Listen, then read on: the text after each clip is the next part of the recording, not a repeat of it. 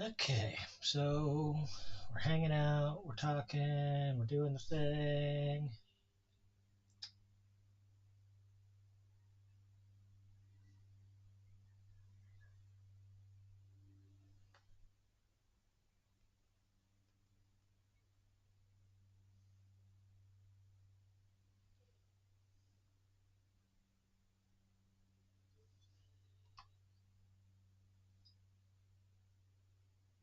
Hey,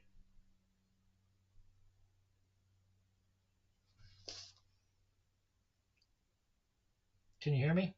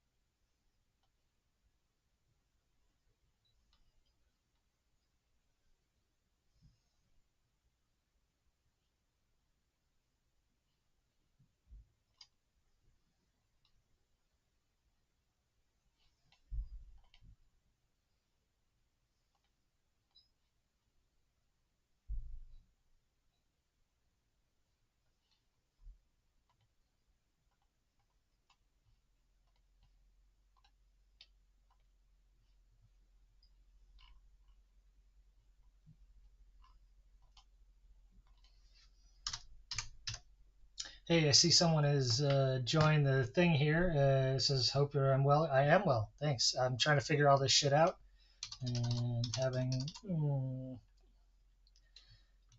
moderate luck doing it. But yeah, I'm good. Hey, I see someone has joined the thing here. It says, "Hope I'm well." I am well, thanks. I'm trying to figure all this shit out. Having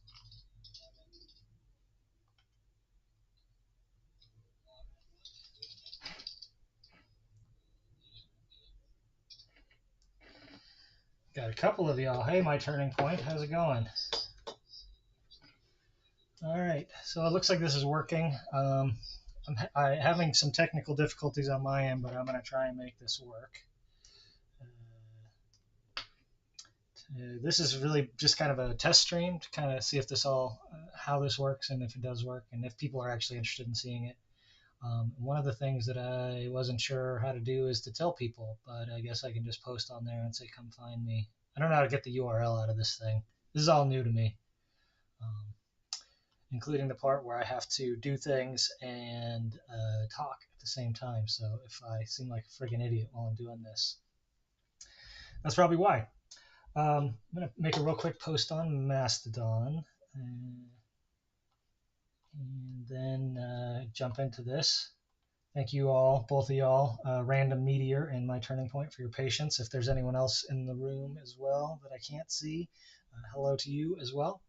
Let's make a quick post here. Oops. Find me on YouTube if you are interested in watching me stream some Pigments programming. It's youtube.com/@etherdiver is the address, I think. Okay.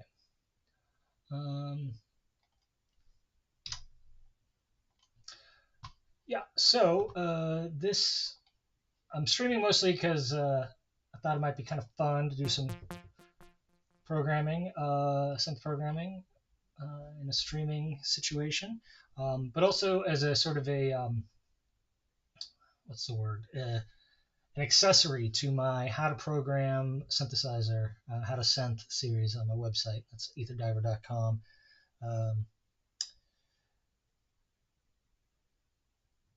Oh yeah, hey Random Meteor. Who were you? Were you Random Meteor on Reddit? I have stopped using Reddit almost entirely for like the last 2 years, so I definitely am a little rusty on people I knew strictly through Reddit, so I apologize. But yeah, it is good to see you. If you were known by another name there, you should let me know what it is if it's not a secret or whatever, so and then I might actually be more likely to remember who you are. And if you were there as Random Meteor and we talked a bunch and I just don't remember you, I'm sorry. I don't mean to be a dick. It's been a while.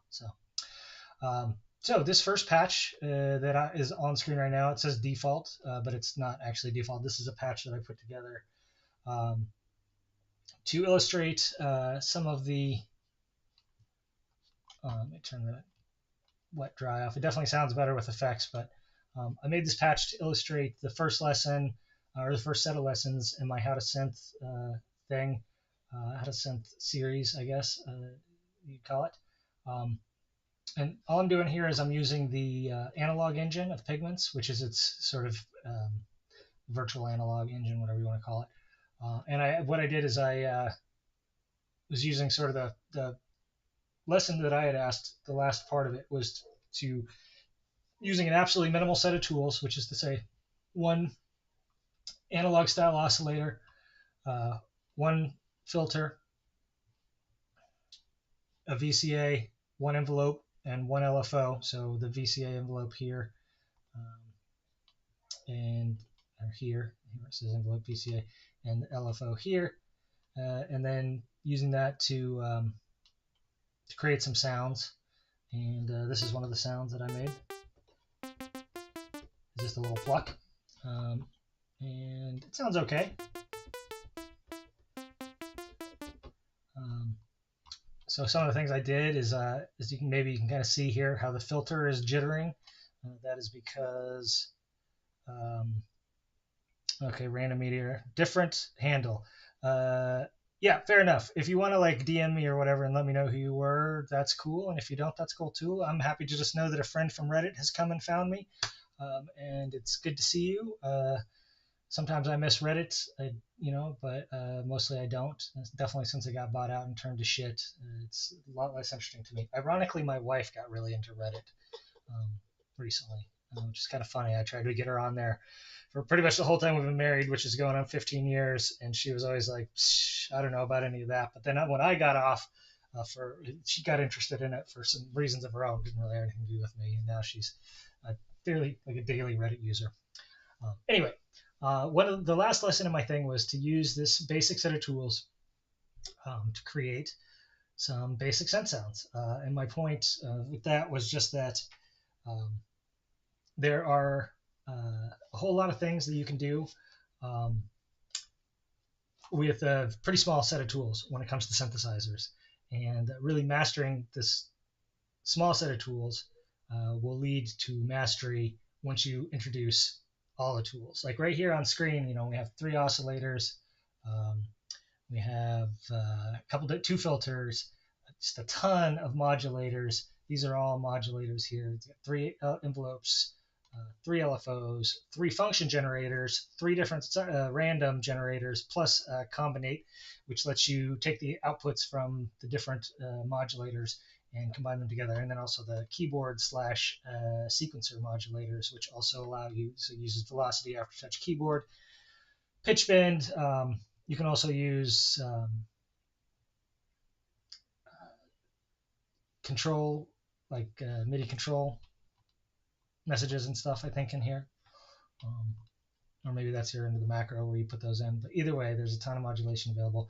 But yeah, the key to using all that stuff, and you look at all that stuff when you're just getting started doing synth programming, and it can be very overwhelming because it's a lot of stuff. But really, the key to remember is that most of it, not all, but most of it, is iterations of the same thing. So if you know what one envelope does and how you would use it, then you know what to do with 2 envelopes or 3 envelopes or 5 or 50 or 100. The function generators, which are not, that's something I didn't cover in my lessons. That would be something I'll cover in an intermediate or advanced lesson. We're just still on the basic one so far. And that's at etherdiver.com if you're interested in seeing it and kind of following along. You can find what I've got there. Yeah, function generators are just kind of fancy envelopes, loopable envelopes slash LFOs. The difference between an LFO and an envelope is one loops and one doesn't, and there's usually more stages in an envelope, but not necessarily. A function generator just lays bare the fact that an LFO and an envelope are at heart the same thing. It just matters how you use them. Okay, so this patch is just a single sawtooth oscillator that goes through a 12 dB per octave 2-pole low pass filter. It says multi-mode filter here, but it's in the low pass 12 mode, which means it's a 2-pole low pass filter. Cutoff set moderately high, resonance set moderately high, and then I've stuck this LFO going pretty fast. You can see here, or here, if you look here, you can really see how fast. You see how this is the oscillation here. And it looks like that's going at 13 hertz. So it's approaching the audible range, but not quite. And I've got that going to the cutoff, which is what gives it that kind of bite on the attack. If I turn that down or off, you'll lose some of that bite. Subtle. It's a subtle effect, but I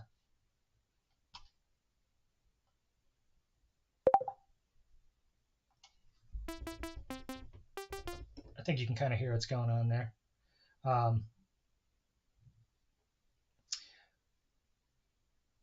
So yeah, that gives it just a little bite, and I did that mostly as a way to show how you can kind of utilize these tools in ways that aren't necessarily super obvious to get some different effects. So yeah, this synthesizer is super cool. I'm actually probably, for this test stream at least, I'm just going to play around. I'm not so much worried about covering the things, like trying to do a breakdown of the lesson that I did. You read that, and then you can follow along in whatever synthesizer you have. I can answer questions about Pigments or about synth programming in general, but I think I'm just going to make some sounds and do some chatting and whatever else. I will be looking at the chat from time to time, so if you have a question, you should throw it in there. It'll probably take me a minute to get to it because there's the delay, obviously. And then also I'm not looking at it full time. It's on a separate screen that I have to glance down to. So if I don't answer your question right away, it doesn't mean I'm ignoring you or I didn't hear you or whatever. It just means I haven't looked at the screen yet. I'll call this Simple Pluck because that's what it is. Author is Etherdiver. And I would say this is a key sound. Plucked keys. There you go. Yeah, and you can. This is pretty neat. You can like tag it with different things. I'll just tag it with simple because it is simple.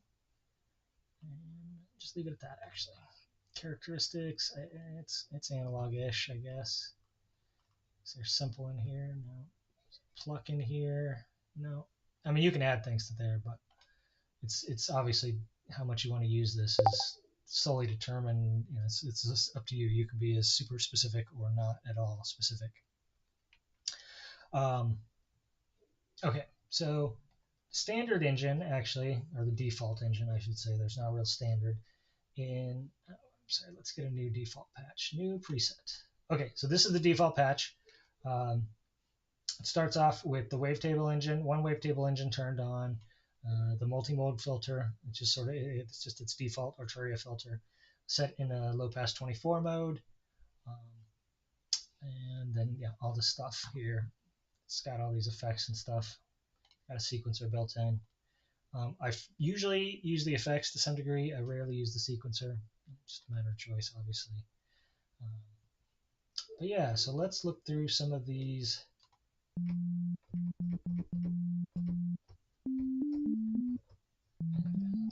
Nice sine wave, wavetable position. Moves through the basic wave shapes, sort of interpolating between them. So it starts off with a sine. This position, it's a triangle. This position, it's a saw. And at this position, it's a square. And then in between those spaces, you get shapes that are, you can also do it as a, oops, turn the morph off and make it a 2D shape there. And you can kind of see the shapes change over time. I guess if you don't have the morph on, it's a much 4-position table. 1, 2, 3,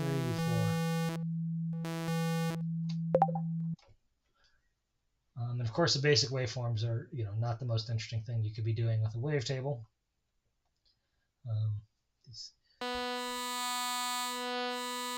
And some people will tell you with a wavetable synth that if you're not making your own wavetables, what are you even doing? I don't know. I mean, that's certainly a position to take.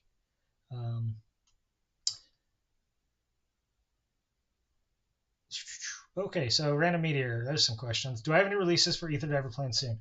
Yes, I do. I actually have an album that's done. It's in mixing right now. I need to mix it and master it. I could pretend that I'm really struggling with the mixing and that it's taking a long time because it's hard. But the reality is I just haven't really wanted to work on it. And so I've got like 5 or 6 sort of early mixes done, and there's 12 tracks total. And so I need to finish doing basic mixes for the other 6 tracks. And then I need to actually tweak those mixes and get them, dialed in, if you will.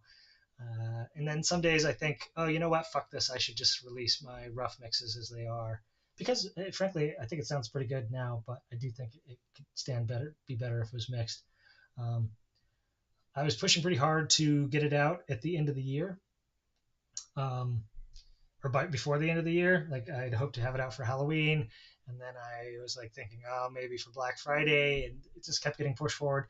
A friend of mine who's in the music industry convinced me there's not really any point in releasing it after Halloween anyway, because it's just such a dead time for music, and people aren't really super much shopping for new music, which is not entirely true. I know hardcore, music heads are always looking for new music, but it gave me an excuse not to worry about it in any case. So yes, there is a new Ether Diver release coming out soon. It's called The Mechanics of Mysticism. It's finished. It just needs mixed and mastered. I think it's really good. I think it's by far the best thing I've ever done. The people I've sent it to early to evaluate it agree with me that it's the best thing I've ever done. So yeah, I'm excited to put it out. I just need to finish it. Finish the mixing and mastering of it. As far as yesterday Bandcamp, okay, so I'm a little ashamed to say this, but I'm super fucking broke. I've been out of work for almost a year. I'm mostly work for myself, and it's not like I have no income. My family income is fine. My family is doing more or less fine. We're having some financial difficulties ourselves, but nothing major. We're not going to lose our home or anything like that. I'm just looking to add some more income to the household. to have a little more of a cushion against the slings and arrows of outrageous fortune. But I've been out of work myself for like a year now. I had a bunch of self-employment, like 5 different things, streams of income going through self-employment, and one by one they all got stripped away for a variety of reasons. And now I'm down to like the music that I'm selling on Bandcamp is my only regular source of income, and that is not enough to really live off of. So I have not been able to buy much music on Bandcamp for like a year. I am still doing my weekly reviews of music.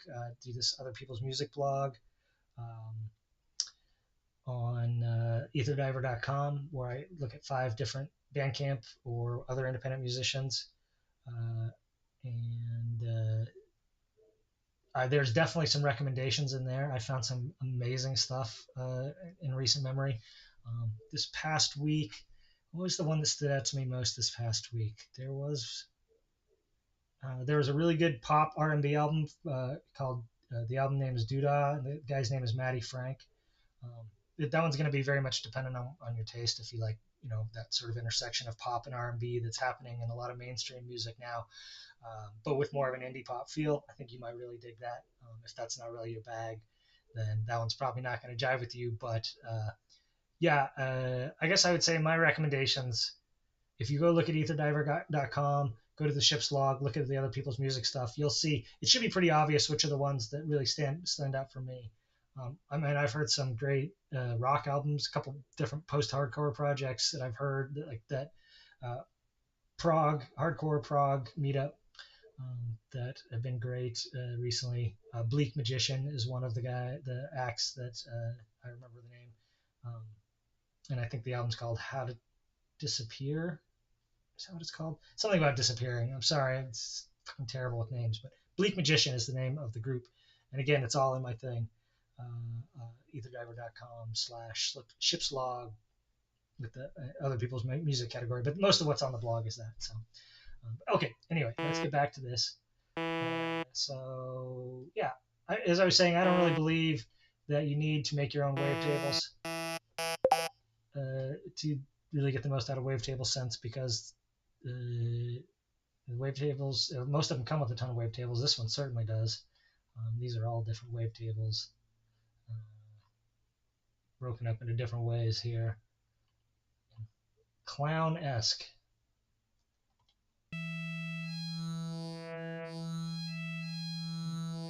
And this right here effect is what I like about wavetables.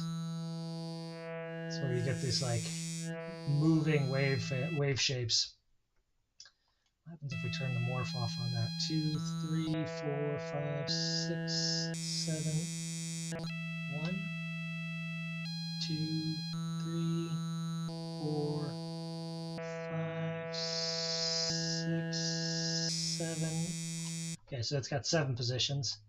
And then when you turn the morph on, it interpolates between them.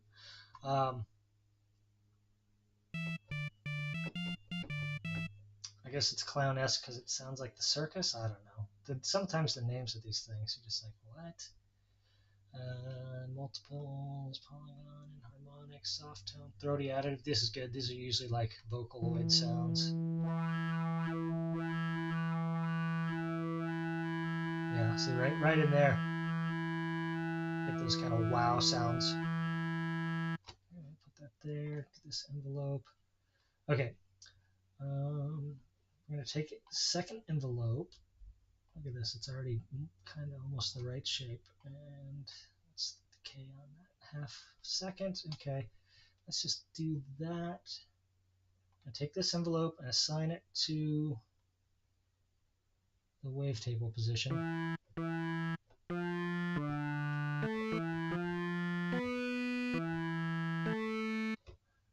Put some release on it. I like to do so. Obviously, opinions vary here, and different sounds have different things in real life too. But I always like to make the release be a little bit less than a decay, because with most instruments, quote unquote real instruments,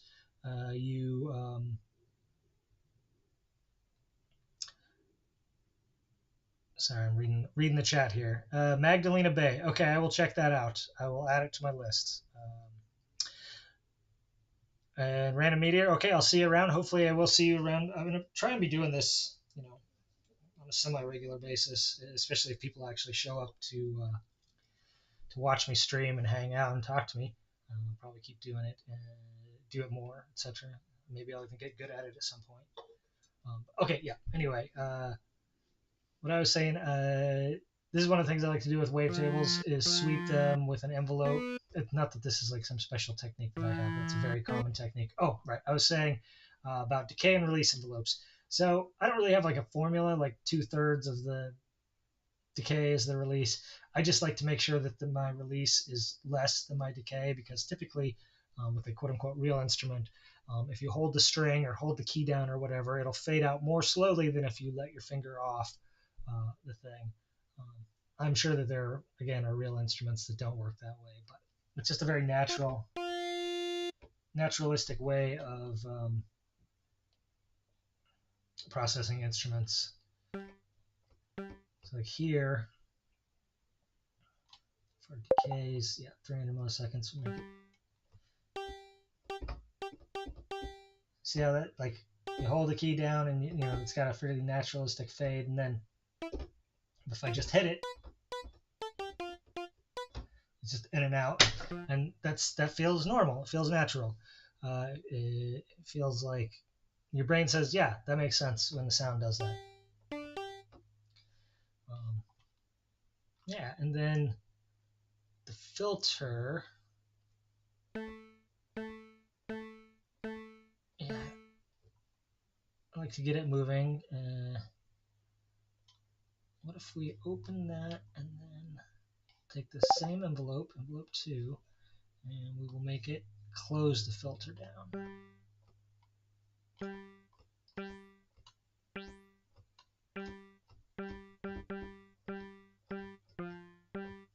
Put keyboard tracking on it.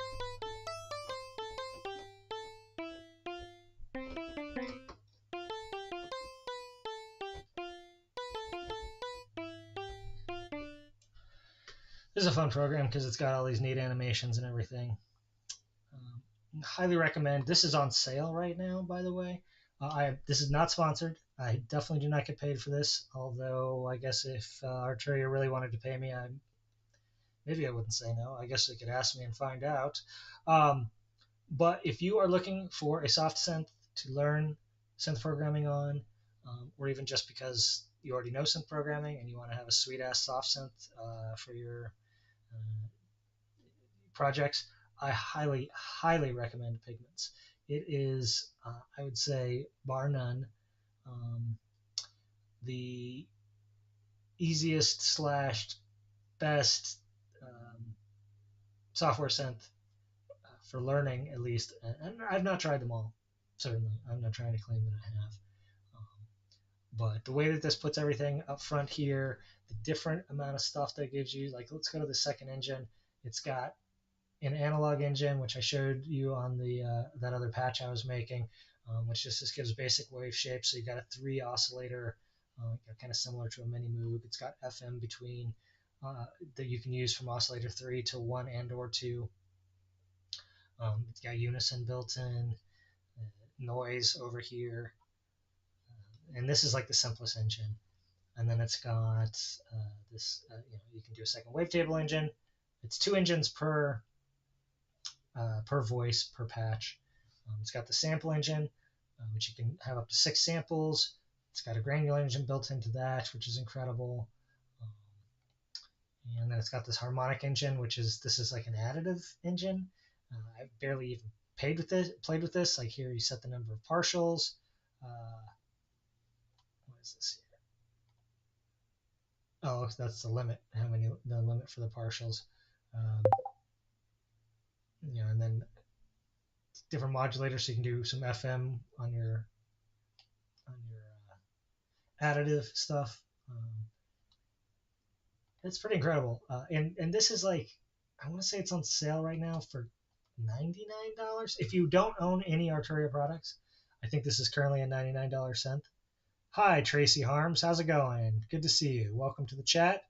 Um, my responses will be kind of slow because this is a little bit laggy, I think, but it's good to have you aboard.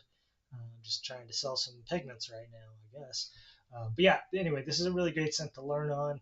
And honestly, uh, the gas masters don't want you to know this, but realistically, you really only need one good synthesizer.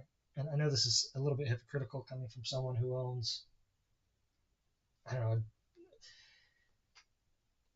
8 or 10 or 12 hardware synthesizers, plus a giant modular rig, um, plus another, not including the synths that come in Ableton Suite, which I mean, there's like 8 or 10 synthesizers built into that. But in addition to that, I also own like 5 or 6 soft synths as well. So take when I say that you only need one synth, you're fair. It's fair if you want to take that with a grain of salt coming from me. But it's true. You really only need one synth, and you could do a lot worse than this as your one synth if you are looking to get into soft synthesis at all. If you're looking to get into hardware synthesis at all, I would actually also recommend an Arturia product, which in this case I would say if you want to own one synth, one hardware synth, and that will teach you synthesis and still be a solid and usable synth 5 years after you get it, I would say the Mini Freak would be the way to go. If you can't quite afford that, the Micro Freak is also good, but it lacks the built-in effects and it only has one oscillator and it's got no polyphony, just paraphony, which is like fake polyphony. It'll still do you pretty solid, but if you can find the extra $200, go ahead and get uh, the Mini Freak for 5 some. And if you can't, the Micro Freak would be fine. But really, if you're watching this on software, if you've got one of the newer Macs, this is a fucking brilliant purchase because it's you get it for like $100 or whatever, and you can run probably 30 instances on it on a Mac Mini and be fine. But yeah, anyway, great sense. Um, that's fun. So let's.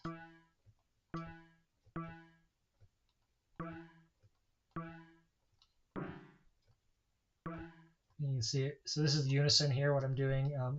This sets a number of voices. So it'll say it's set 5 right now. So it's 5 notes playing at the same time, all detuned by whatever this is set to. And you can see when it's set pretty low, you get that sort of nice phasing movement effect. And when you set it really high, it just sounds weird and out of tune. Actually, that sounds kind of cool.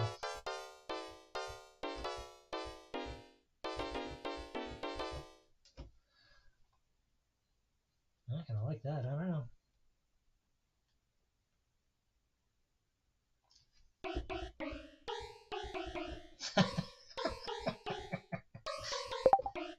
That sounds kind of psychotic. Um, so yeah, I'm just kind of screwing around. If there's anything that anyone would like to see demonstrated, or if you want to make, suggest a sound for me to make, I'm open to that. Otherwise, I'm just going to kind of play around and sort of talk about what I'm doing as I play around. So one of the fun things that this will do too is let you use modulator. This is a modulator here. It's currently set to a sine wave. It's tuned to a ratio, a 1 of 1, yep. And then you can use that to FM, frequency modulate, audio speed frequency modulate your oscillator and get some really cool fucked up FM tones. And that's another thing. We can just take this same envelope and just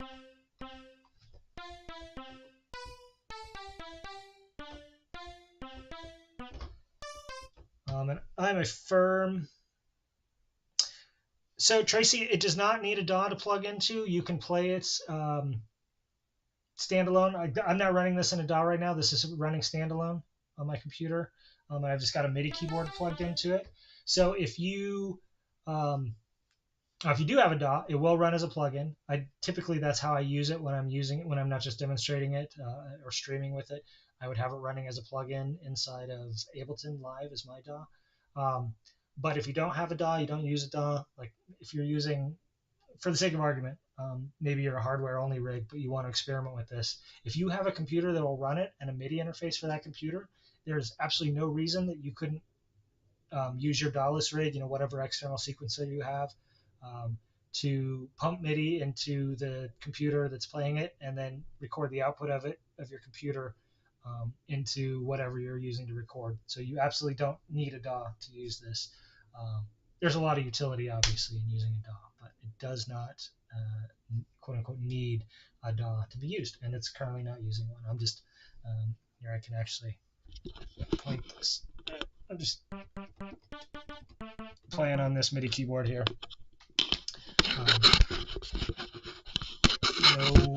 Nothing special. It's just like a, what do you call it?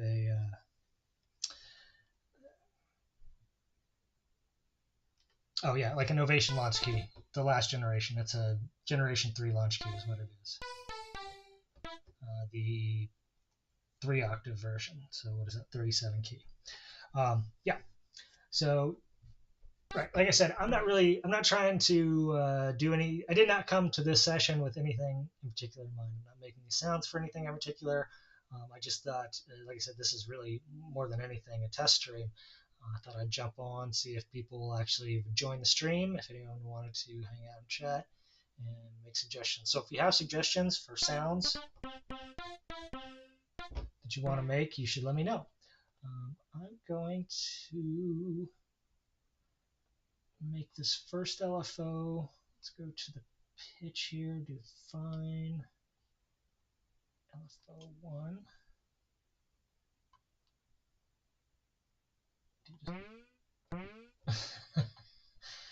Put that up around 5 hertz. So if you don't know the magic number for vibrato, it's 5 hertz. That sounds like way too much vibrato though.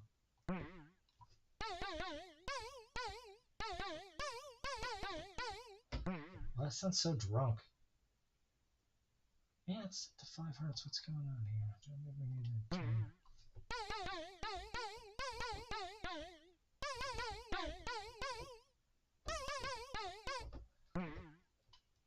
Oh, that's why I put it on the course. That's why. Never mind. So yes, if you put your vibrato on the course, it's going to sound pretty drunk. You want to put it on fine.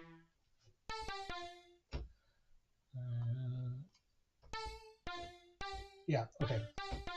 That sounds a lot more subtle, doesn't it? And so I'm going to sidechain this with the mod wheel. Make it 1. So that just means when the mod wheel is at max up, you get the full vibrato. When it's full down, you have no vibrato. That's all. It doesn't support MPE. It does support MPE, actually. My keyboard does not support MPE. The software does. Yeah, so if you pop open the side menu, the settings menu here, you can enable MPE. But I don't think unless I do have a Launchpad Pro, which might support MPE. I don't know. I have not screwed with it. If that one does support MPE, it's the only thing I have that supports MPE. If it doesn't support MPE, it wasn't on the Magic. Yeah, I was. When like I said, when you stick it on course, it's way too much vibrato. That's drunk vibrato.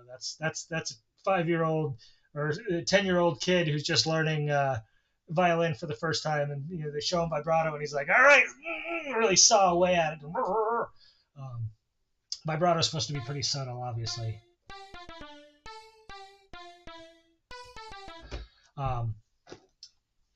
Yeah, let's see. What are some other fun features to play with on here?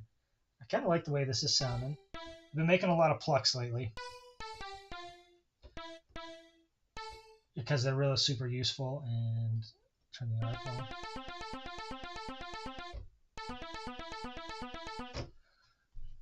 Because you can take a nice pluck and just add a little bit of delay and an arpeggiator, and boom, it sounds like, oh, that almost sounds like music.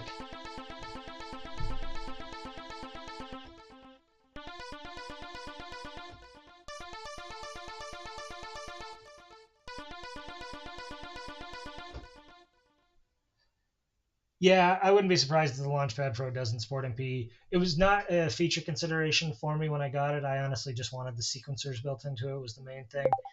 It's great that it supports polyphonic aftertouch. But yeah, I don't know that it supports MPE. I don't have any reason to think that it does, other than just a lot of times polyphonic aftertouch is. I know it's not that MPE and polyphonic aftertouch are not the same thing, but it seems like a lot of products that support one also support the other, and so that's the only reason I thought, well, maybe it's got some kind of MPE mode that I've not looked into. But yeah, unfortunately, I don't think I have a controller that really supports MPE to explore what you could do in this with that. Uh, so I'm stuck with the pretty standard uh, control stuff here. I'm gonna actually turn that off, but let's see, what else can we do to make this interesting? We can put a little wave folding on it.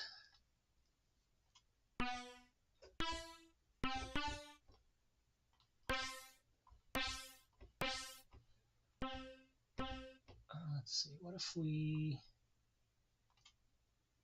also put this on here just a little bit, and we'll sidechain it with velocity. So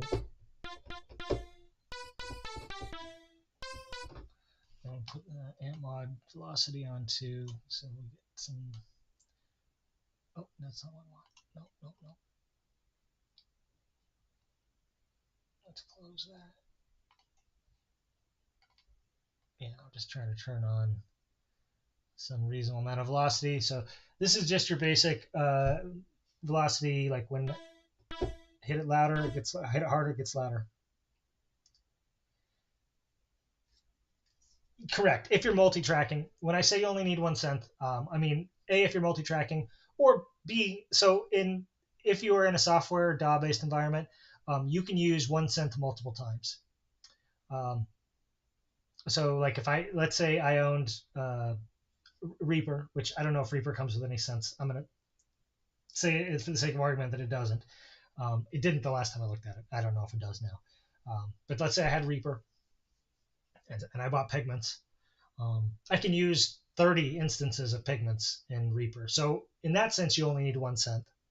But yes, if you have a DAWless rig and you are performing anything live, obviously you need as many synths as you need different voices, and that's a totally different case. And that's why when I say, you only need one synth, but I own 15 or 17 or something like that, that's part of why is because I, until recently, was DAWless. I just came back to the DAWed world. And when I needed multiple synths at a time to, for that setup, because I would have a sequencer going, and I would have one synth playing the bass and one synth playing a lead, one synth playing chords, maybe one synth doing some kind of comp action or something like that, et cetera, et cetera. And, so I would typically, it wouldn't be unusual to like have 5 or 6 synths going at the same time while I was working on something. So I totally understand what you're saying. Like, you definitely need more than one synth in some circumstances. I'm just saying for people who are, if you are working in a DAW, you're working largely in a multi-track environment, or software-based environment, where even if you are doing a lot of live stuff, like if I was doing a DAW-based live performance thing, again, I could have Reaper or whatever up and 12 instances of Pigments, so all one synth. Yeah, I just, some people get sucked into this idea that you need a synth for each sort of thing you're doing. Like, oh, well, this is my bass synth because it makes good bass sounds, and this is my lead synth because it makes good lead sounds, et cetera, et cetera. And, and they get into this idea too. They're like, okay, well, I'm making trance. So what synthesizers do I need to make trance? Or I'm making dubstep. What synthesizer do I need to make dubstep? And everyone will say, oh, well, if you're making dubstep, you've got to have Serum, which is probably, got to is a strong word. But like, if I was going to just starting out from scratch and I wanted to make dubstep, I would ask around and a bunch of people would tell me, oh yeah, Serum is what everyone's using. And so, yeah, I will probably buy Serum, and that's not a bad choice. I think you could do the same with Pigments. And, like in the hardware world, a lot of times people will say, oh, I'm making trance. What do I need to buy? And people will tell them, oh, you need to buy a virus. That's the trance synth, or you need to buy a JP8000 because it's got the super saw sound or whatever. But the fact is, most synthesizers these days can do a super saw sound. Most synthesizers these days can do this kind of skronky basses that dubstep does, at the FM sweeps and stuff. Um, Certainly, most of the software ones, have all those options. When you get into hardware, it's a little different. But even that, these days, they're all pretty versatile. And really, so I'm just saying, when you get a synth, if you have a synth that you like, you can just stick with that synth, and it's fine. You don't need to have 10 different ones. You could even have multiple iterations of the same synth. Even in hardware, you could do that. It is fun to buy to learn new synthesizers and kind of see what's different about them and play with them. They're basically toys, obviously, and toys are fun. Hello, swarm of dead insects. Welcome from Fediverse. Fedi people are my people, so welcome, welcome. And Tracy, if you've never used a DAW, how are you? What's your setup look like? I'm kind of curious.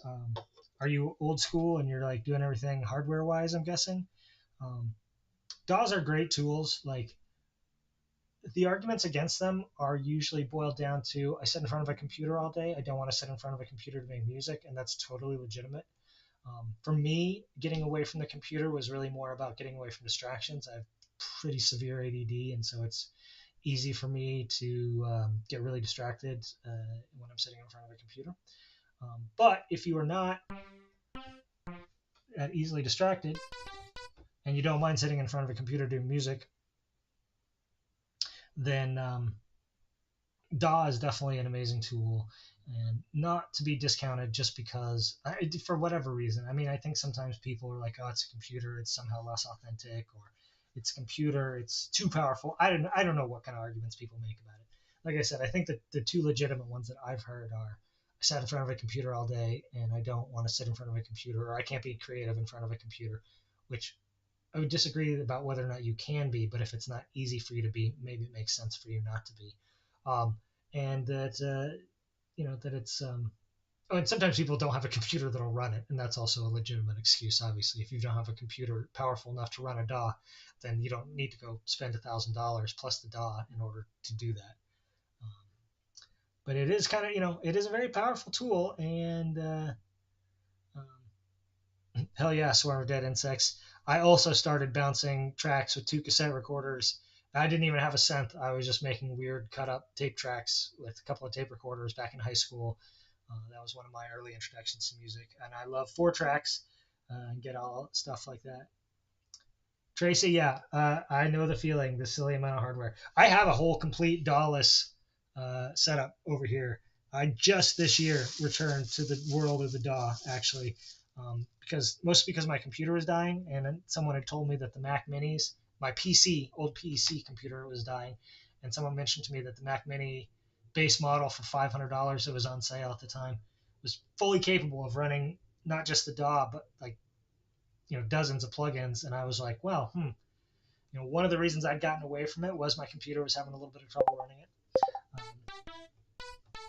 So I was like, okay, and I went ahead and picked up this Mac Mini to replace my old PC that was dying, and bought or didn't buy anything. I already had, I already had access to Ableton from when I started doing music. I was all Ableton. And so I reinstalled it, and sure enough, it runs great on this, and that got me back into Pigments. And I transferred this last musical project into it to finish it up in here. And so now I'm reconverted to DAW, but there's lots of legitimate reasons not to do it. The 3 I named. There's probably other ones too. I don't mean to like discount anyone's reason, but DAWs are great. And yeah, I mean, I love hardware setups. They're great. And it's great to have lots of sense. The downside of it is obviously they're expensive. They take a lot of space. And and also to a certain degree, you have to reinvent the wheel with each one. Each new synth, you're sort of learning a new approach or some degree of new approach or whatever. And that can be off-putting to people, and it can be difficult. And some people find inspiration in that, and obviously there's nothing wrong with it. So yeah, so I made this nice little pluck sound here. Maybe we'll put a little, let's see, on this envelope that goes to this too. We'll also sidechain this with velocity by like just a little bit, just to get a little more.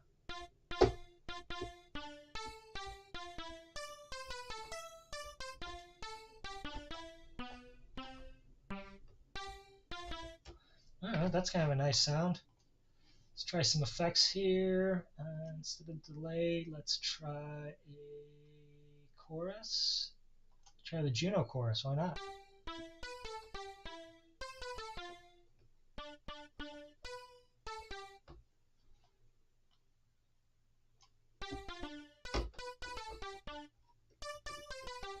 And that's the reverb here, do some delay.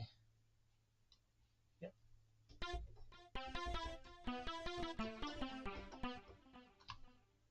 It's a little too much feedback.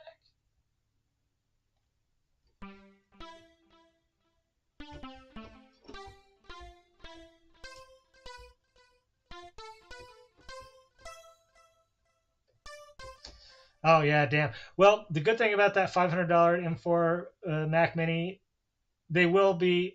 Apple puts their shit on sale like 2 or 3 times a year, and probably the $500 one, its regular price is probably $600 because that's how when I bought mine's an M2. When I bought it earlier this year, that was the deal. Is the base price was $599, but then every like 3 months they would drop it to $499, and I caught it on one of the $499 sales. The next one won't sell out. The next time they go on sale, you'll be able to just buy one. Either just walk into the store or like Best Buy and buy one, or buy it from Amazon or whatever. Apple directly even for the $499 when they put them on sale. Although I think they don't actually put them on sale through Apple directly very often. It's always through their retailers. Although again, since they're always on sale, like when I bought mine, Best Buy had it for $499, Amazon had it for $499. A couple different like online retailers had it for $499. It was clearly a sale that they were pushing to all their retailers. But if you went to buy it from Apple, it was still $599. So yeah, I'm not even an Apple guy. Like I had to relearn Apple OS. I hadn't used it. I used to use it for work many years ago, and I hadn't really used it for quite some time. Um, but I was kind of pleasantly surprised at how quickly I picked everything up and how simple it really was, and didn't really have like any issues with it at all. Um, yeah, it was pretty seamless, and I gotta say I'm pretty pleased with how it worked out. Um, yeah, on this M2 with yeah, Costco had it too. I'm not surprised. They are crazy efficient. I was genuinely blown away. Like I was kind of a Mac hater before, and now I'm not a Mac evangelist now, and I never will be. But when I'm talking to musicians, and musicians are like, "What is the best deal I can get to get into music or to upgrade my rig music wise?" For a while, I was actually showing the Sakai MPC-1, which is what I used for my Dallas rig, because for kind of a similar thought process, it's like you buy one thing for $500, and that's all you really need. Like you can add shit to it, but you don't need to. And with these Mac Minis, it's kind of the same thing. Um, you buy the Mac and then whatever software you're going to put on it, which the Akai does come with the software built in. But for roughly, I mean, if you want to do Logic, that's their $200 one, or if you want to do Reaper, which is like $75 or something, and then throw a cheap interface on there. Uh, and again, I'm not a Behringer shill. Behringer can get fucked, generally speaking. But if you're on a tight budget, you can buy the Behringer like low end interface for $50 and plug it into the Mac, and get Reaper for $70 and the Mac for 400. And you can buy refurbished ones too. You could buy a refurbished M1 for probably $350 right now and be fine. That would be fine for 5 years, 7 years probably. Um, you wouldn't even notice. And yeah, mine, I just have the 8 gig RAM in mine. I didn't even get the RAM upgrade. I put a couple of my own SSDs into it, not into it, but plugged into it, and for storage, and that's all I upgraded. I got. Oh, also have one of these neat little. There's this company called Satechi, I think, or Sateki. I don't know how to pronounce it. That makes these cool little hubs that just go right underneath it, and that's all I pretty much added to it. I already had a wireless keyboard and I had a monitor, and everything just worked great with it. It's been fantastic.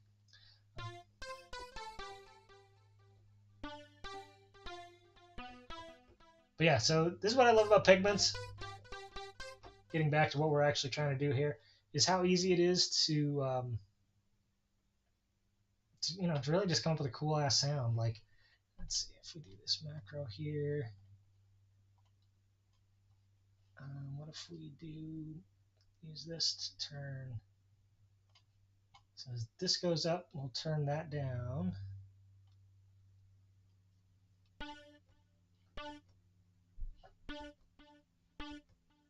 So that way you can turn the. We'll use it to turn this off too, actually.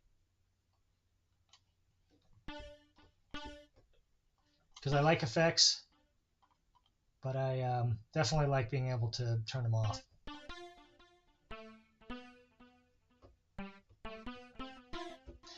Interfaces bum you out? Yeah, I mean, they are fucking annoying. You might not even need one. Honestly, this Mac might be powerful enough that you could just plug into the headphone jack of it and be fine. I'm not even sure you need one. I have mine plugged into a Tascam Model 12, which is like a whole mixer. It's a whole fucking deal. Because like you, Tracy, I was fully DAWless for the longest time, and so I was like, I want a full mixer. I want to be, and I love that fucking thing. It's got its issues as well, and we could discuss what those are. But I do like that I can just, if I wanted to, I could unplug it and take it with me, and it's got a porta track. I don't need a computer, and a lot of times I do actually just record directly into the interface, into the mixer. Without the computer even on, and then I'll transfer everything over to the computer afterwards. So it's been pretty great. All right, I'm going to save this sound and then come up with a new sound. And if someone, I don't know if anyone wants to, no requirement, obviously, but if you want to suggest a kind of sound for me to make, I can do that. And if not, I'll just doink around some more and make some other, maybe we'll do like a pad sound instead of another pluck. Come up with a clever name. It's an important part.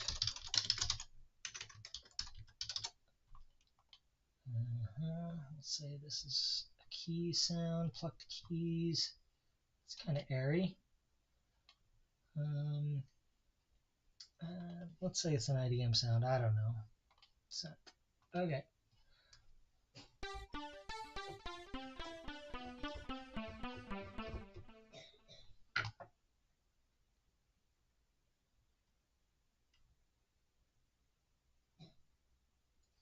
Yeah, I hear that, Swarm. How it makes sense to not use built-in effects. There's definitely an argument for that. That's actually why I stuck the, essentially the effect kill on the macro. So that when I dial up the preset, I'll hear how good that sounds with the effects on it.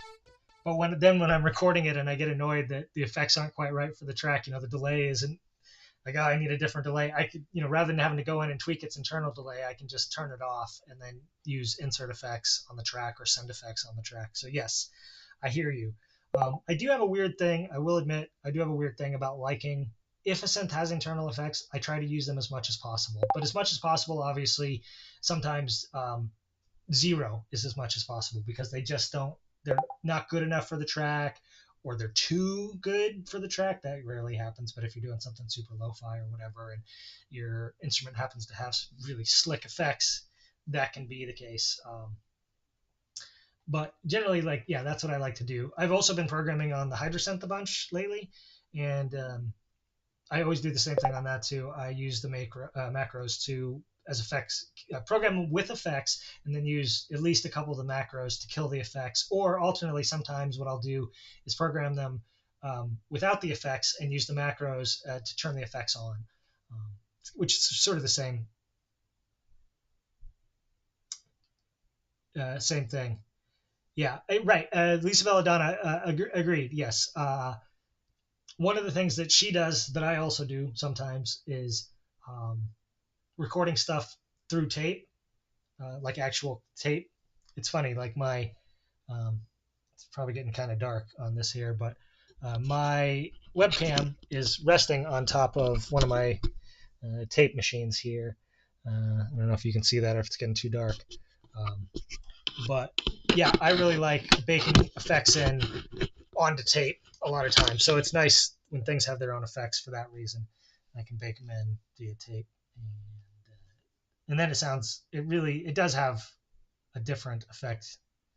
Yeah, you can't really. Sorry, the lighting is shit. I realize now you can't really see that very well as I'm seeing it with the delay. I'm going to have to turn the lights on here I just had my window open, blinds open for lighting, but it's getting kind of dark outside. Yeah, so I don't know. Does anyone have? Yeah, the Hydrosynth is a really interesting. Hold on one second.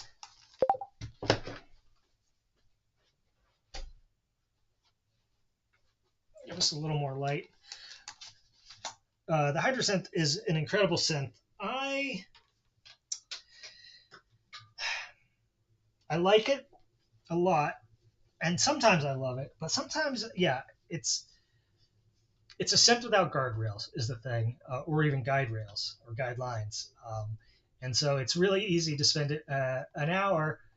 Something I find that happens with the Hydrosynth a lot of times is 10 minutes into it, I have a kind of a cool sound, and then I spend 30 more minutes tweaking and polishing the sound, only to end up with something that I actually don't like very well.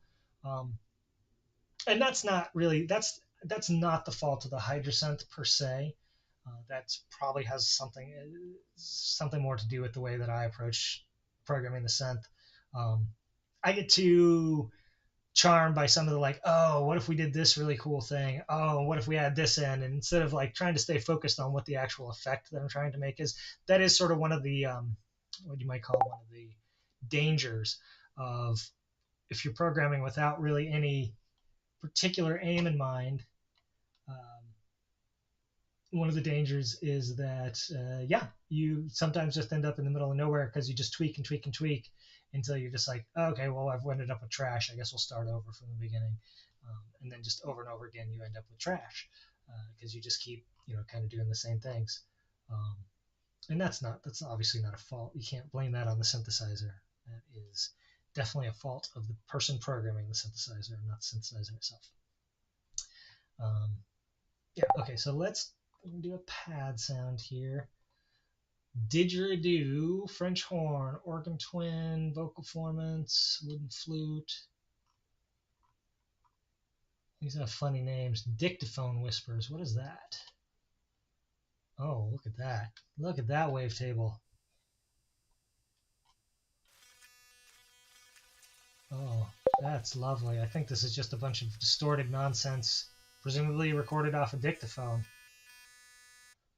I'll turn the morph off. One. Oh, I guess this one has all the points. Turn this. Yeah. Even with the morph off, this one seems to have infinite number of points. That's neat, but that's definitely not quite what we're looking for here. What does Electro Tibet sound like? No.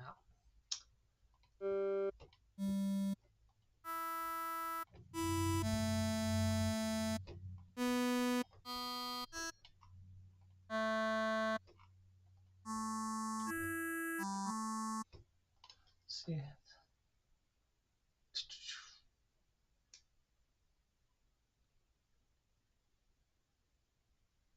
Yeah, I mean the Hydrosynth is straightforward in the sense that like the layout is very clear. Most everything it does, there are a few exceptions. A couple of its mutants are pretty out there, like kind of unusual, but most of what it does is actually pretty straightforward. But where it gets complex is that it does not, like a lot of synths will essentially stop you from doing something that sounds bad. Those settings, they just won't, the settings just don't go to that level, or they've just got things sort of bounded in a way that uh, you can't really fuck them up. You can't go off. They've sort of tuned all the settings to where like 0 to 100. If that's what the setting goes to, it starts in a range that sounds good and it ends in a range that sounds good. And there's not necessarily any place in that range that sounds bad.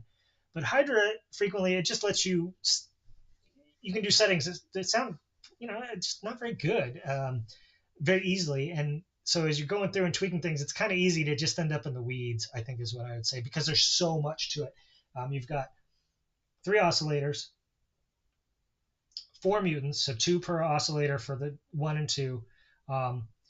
You've got 2 different effects points, plus a reverb, plus a delay, 4 envelopes, or 5 envelopes, 5 LFOs, a huge, like insanely giant mod matrix, ring mod, noise generator, just all this shit, and like each individual thing is straightforward. There's 6 settings for each individual thing, but just the fact that you can combine them in so many different ways, and there's very little like um, reason to do this over that other than the experience of knowing it makes more sense to do this first instead of that. So you got to kind of have to figure all that stuff out for yourself. Hydrosynth is very much like a modular, yes. It is very much that is a fair. I would say that is a fair assessment. Is it feels a lot like a modular, in some degree, like the Micro Freak also you could argue feels like a modular, but because it's relatively small, it only has one envelope and one function generator and one LFO. Um, and it's got a very complicated oscillator engine, but that's where all the complexity comes in, and everything else is straightforward. And the Hydrosynth, every stage has that level of complexity. Basically, there's 25 filter types or something like that. So, when you go to find a filter, if you're the kind of person that has to listen to every filter before you decide on which one is the one to use that day, you're going to have a bad time, or at least a long time. It's going to take you 6 or 8 hours every patch that you try and program, as you just go through every different module and go, yep, not that one, oh, not that one. But obviously, the more you learn it, the better of a sense that you'll have, uh, which you should be using. Um, and complaints wise with the um, Hydrosynth, I don't actually have complaints about it. And the things that I would want to add are absolutely minimum. Like I would love if it had a wave folder as one of the mutant types that it doesn't. I can live without it, but it'd be neat if it did have one. And then I would also like to be able to use effects as mutators, at least some of them, like be able to stick a chorus um, after the oscillator in the mutator stage, but before the filter or something like that, distortion before the filter, things like that. Those are pretty like, oh, and then the other thing I was thinking the other day that I'd like to be able, if the mutators were a little more flexible, every once in a while I want to use 3 mutators on one oscillator and none on the second, or something like that, instead of always 2 and 2. And that's not possible. But, these are pretty minor complaints. It's an incredible synth. If you like the sound of it and you know that you will be able to spend the time with it to learn it, I think that you'll be very happy with it. It's funny that we're talking about that when we're actually using this synth, though. I'm going to switch this to.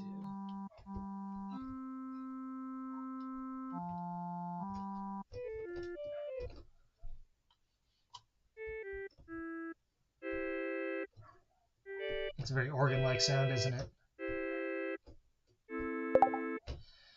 Cool, I made an organ. All right, let's see if we can do something a little more interesting here. Where's the shape of that? Something more like that. I'll make this. Use this envelope to. Okay, so I'm assigning the second envelope.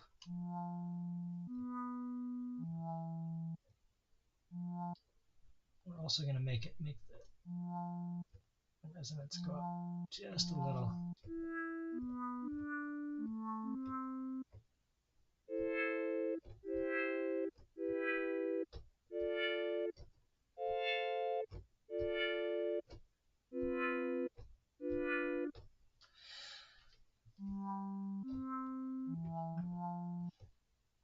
This is another one that unison might be.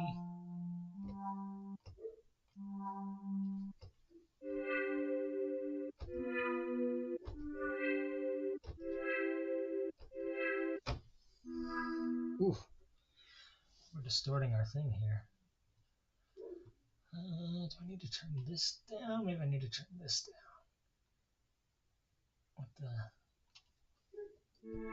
There we go. No more distortion. So yeah, I'm actually still learning Pigments myself. I haven't used it all that much because right after I bought it, I went DAWless, and so I spent like the first 3 months I had it, I did it, spent a bunch of time with it, and then basically took 2 years off of it and barely looked at it. Maybe I used it twice in that time, and then 6 months ago I got back into it, and I haven't even used it all that much since. But I figure it's a good one to stream with, both because it's inside the computer, it can do just about anything, and it's very visible. It's pretty easy once you get used to the layout to look at it at a glance and be able to tell what's going on. Like the fact that you can you click on envelopes, and then here's all your envelopes, and they're just visible shapes, and you can see what they're doing. And if you sort of know the language of envelopes, if you will, then you know exactly what you're looking at when you look at one of these things. And same with the LFOs, and the fact that it, if you put it on this kind of play screen, those are the harmonics that you're seeing there. And you see the envelopes going, and you can see the filter move, and it's just really good visual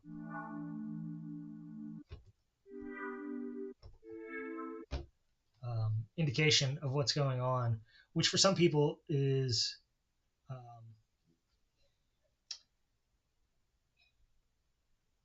yeah, yeah,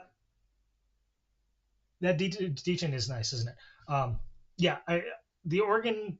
Oops, I made an organ is sort of the bane of my existence. Like it's one of those things where you're like working on a sound and you got something interesting going on, and again you tweak it and you're tweaking it and you're playing with it, and like trying to focus on this part and trying to focus on that part, and then you sort of take a step back and you realize, oh shit, I've made yet another organ sound.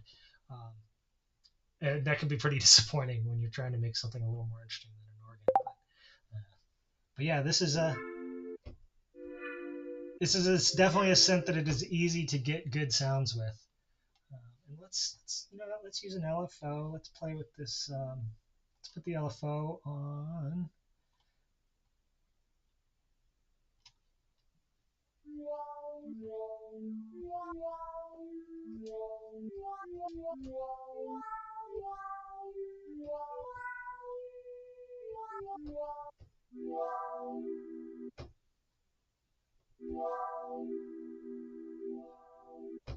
And we can actually make this LFO unipolar, so it only goes up. Since we're using the wavetable at the beginning to partial away into it. So if we were further into the wavetable, it might make sense to have it go negative as well, plus and minus the point in the wavetable that we started at. But since we're starting at the beginning of the wavetable, it actually makes sense to make it just unipolar, because the negative is just going to drop us back to the beginning of the wave shape and not have any modulation, which might be fine in certain effects if that's what you're trying to do. You might want that exact effect, but here I think it makes more sense to make the LFO unipolar, which on this synth, again, this is one of the cool things it does. You just click the button, go between unipolar and bipolar, and that's really nice. You can also change the phase and smooth it out. And so this gives you, you can select the wave shapes here, but you can also it's continuously variable between them, at least, from sine to square. And then if you want the actual random, then you have to go over here. But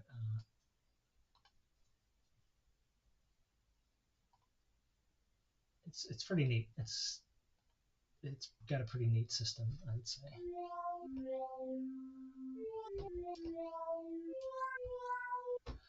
You can also, right now, so the LFO is currently retriggering every time I hit a key, the LFO retriggers.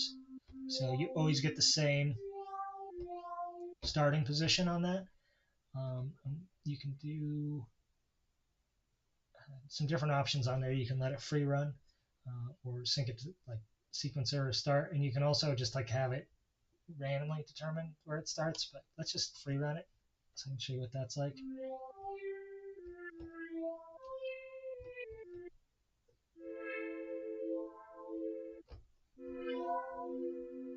That would give you a little more variation. I think in this case it actually makes the most sense to have it back to the default. Just each one of these. So poly keyboard means each key's LFO. Each key has its own LFO, and it starts when that key. So if I do two keys in sequence, with a little space, like a strum kind of a thing.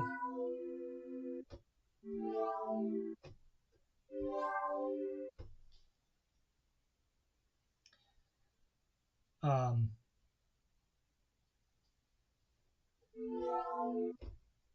it would give a little variation for like, when you miss hitting the keys all at identically the same time, and you can get some nice variation that way.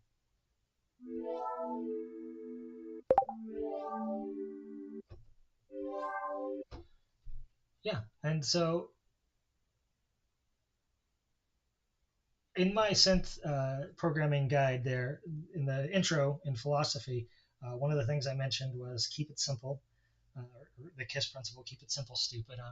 If you come from the programming world, or it's a pretty well known axiom. It's not just certainly not anything original to synth programming. I think it is originally from the army, maybe. Um, and the point being that like you can always overcomplicate things. There's, when it comes to synthesizers, especially a synthesizer like this or like the Hydrasynth, some of the other synthesizers we were talking about, there's so much there that you can do.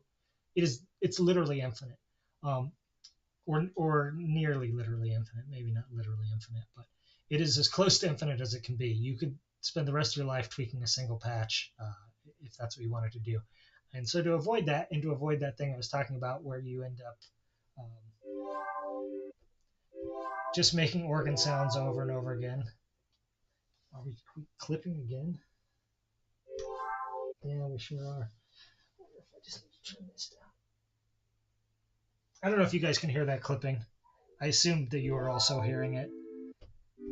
Hitting the headroom on my mixer with this fairly simple pad. Um,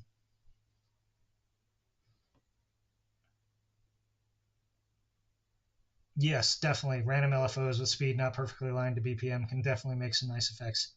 How is Pigments positioned in Arturia soft synth lineup? Yeah, that's a good question. It does not come with their big package. The what do they call it? It's not Analog Lab is the one that's just presets. Synth Collection V or whatever, the V Collection I think is what they call it. It does not come with that. I don't know if it's part of Analog Lab on some level or not. It's a standalone synth. It's normal. I want to say its retail price is $200, or it might be $300, like $289. But this is a big but. It is on sale multiple times a year, every year, including right now. If you don't own any Arturia scents at all, I believe right now the price is $99. And if you own any Arturia product at all, I believe the price is $69. And I paid $69 for it like 6 years ago or whatever. And it is by far the best purchase, like value for money purchase I've ever made when it comes to synthesizers. There's nothing else that's even close. Um, and even at $99, it is a fucking steal at $99. Like, even if you are Dallas and you're only going to use it to screw around with, it's probably worth the $99 just to screw around with. And if you uh, if you are already own any Arturia product at all, I believe you'll get it for $69. So even if you have something you haven't registered, it's probably like if you have like a BeatStep Pro sitting around that you never bothered to register, I would go register that right now with Arturia and then log in to see what your price for Pigments is, because they offer screaming deals on kind of, you've already got a little, we'll give you a little more. Um, so I don't own the V collection.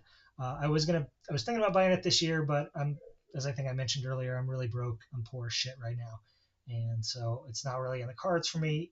But it's only, I think it's 169 right now is my price for it.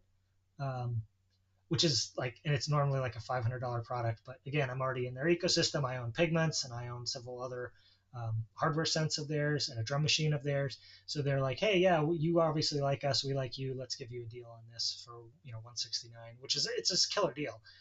But I already have too many synthesizers and I don't need it. Um, so yeah, so that's, I hope I answered that question. How it's Arturia is positioned in their thing. It's clearly their flagship synth, um, but they don't push it super hard for all of that. They definitely like, I don't want to say that they're letting it what's the word that I'm trying to think of? It's it's certainly not abandoned or anything. They still update it all the time. They just updated. I want to say they just updated it this year with some new engines and new effects and stuff like that. They just don't push it as hard as they do like their synth collection of all the emulated stuff. But it is an amazing synth, and it is definitely worth having. Let's see if we can tart this up with some. Let's try. So we did a chorus on the last one. Let's try a phaser on this one. Oh yeah, that's nice. And then maybe a little bit of delay. Make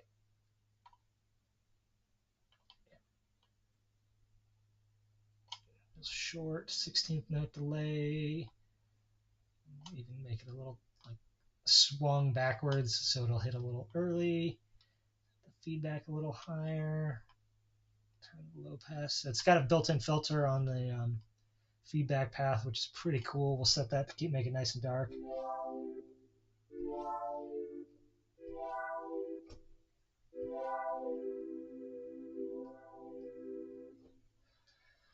Seems like a pretty nice sound. I don't know.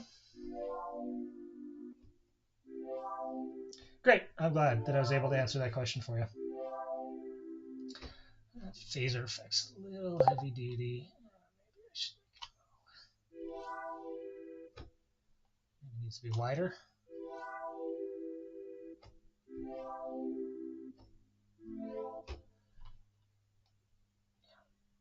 Oh, seems already good.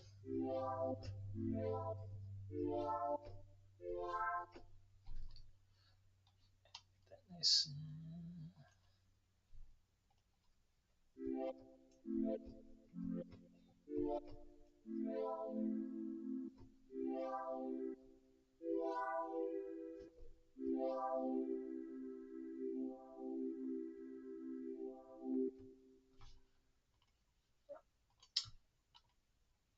Save that as.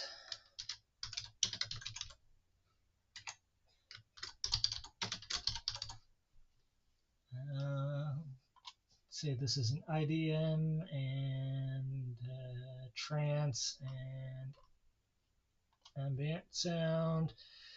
We'll say it is soft and warm and whatever. Synth sound, save. Yeah. Preset. Yeah, I mean, same deal. If anyone has any suggestions, I guess we could try. Let's go into their synthesizers. Mini Brute 2 Ultra Saw. What's that?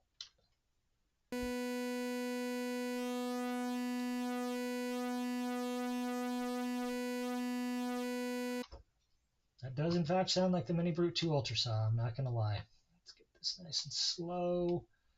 And we will assign this LFO. Let's see, let's put it in the middle somewhere here. And we'll just assign it to go the whole thing. And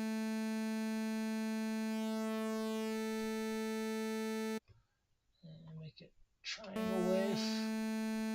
So there's kind of less lag.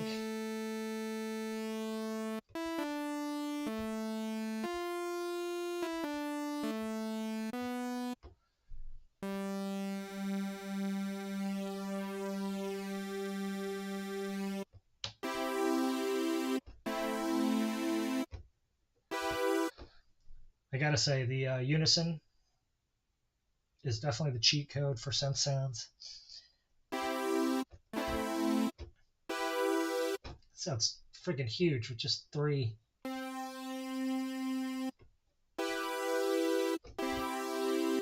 voices. That's like 7 voices, but yeah, 3 voices and a 1.5% detune. Sounds pretty freaking huge.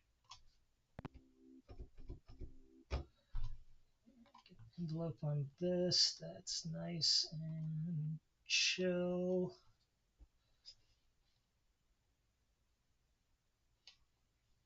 Envelope. Put the assignment on there. Poof.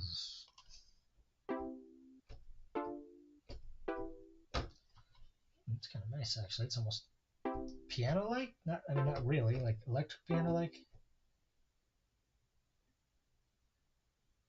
Yeah, it really is. It's the cheat key. The unison is like. But hey, I'm not above using the cheat. I'm not so good for a cheat code. If it sounds good, it is good. There was definitely a time in my life when I believed about going about everything the hard way, but that time is no more. Which not to say I use the unison on every sound, but it definitely sounds pretty good on a lot of sounds. There's no getting around that.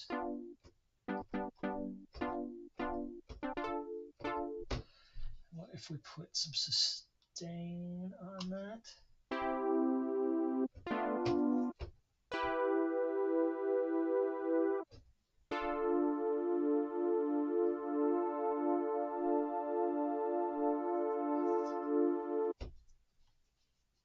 I wonder if we can get this. Oh, that's not what I want. I want this. I want this. I wonder if we can get this LFO to not. I think we just need to set the thing. Sorry, I'm sort of talking to myself, which I shouldn't do since I'm on the thing here. I want it to go not quite as, like, not fully. I don't love the lag on it. I want it to be moving constantly, I guess is what I'm saying. I wonder if I can get that. There we go. So it doesn't completely ever like fully zero it out. Get a little closer. There we go. Yep. And I think on this one we definitely want the free running LFO so we get different. Okay,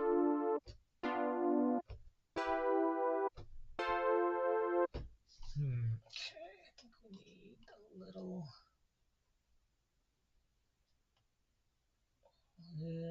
less filter on here. Maybe a little less resonance too. Oh yeah.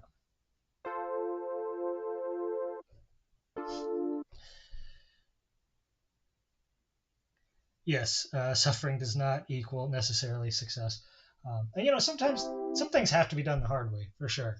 But not everything does. And if you can avoid doing the things that don't need to be done the hard way, if you can avoid doing those things the hard way, you save your energy for when you find the things that do have to be done the hard way. And so you're, prepared to spend the energy where it needs to be spent instead of having uh, fought with a bunch of things that don't need to be fought with.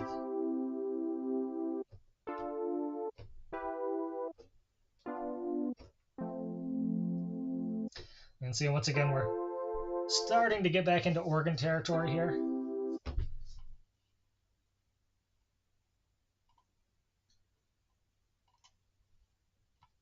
Where it's just like, yeah, it sounds good, but it kind of sounds like an organ. Not really. Maybe it's time to add a second oscillator. Do another wavetable in here. And go back into synthesizers. Got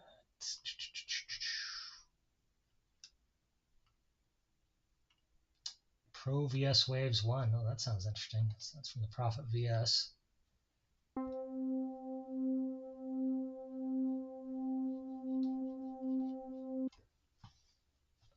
Just do the same LFO.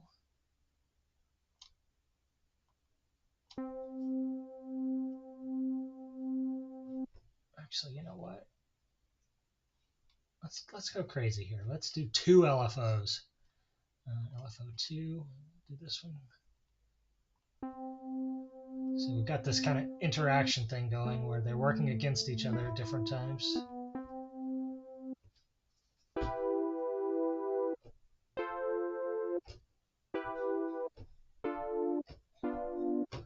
And this a little quieter.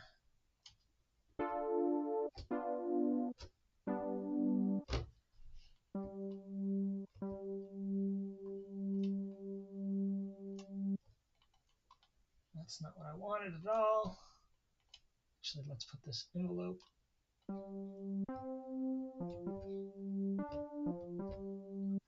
Trying to get a little edge.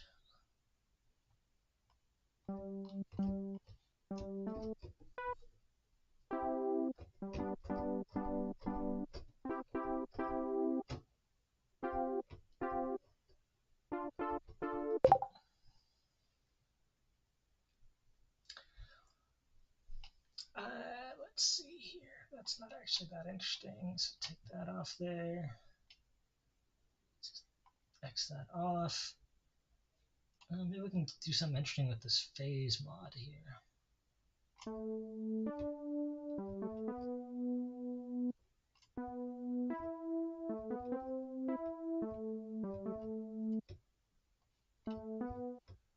not sure I'm even hearing anything on that.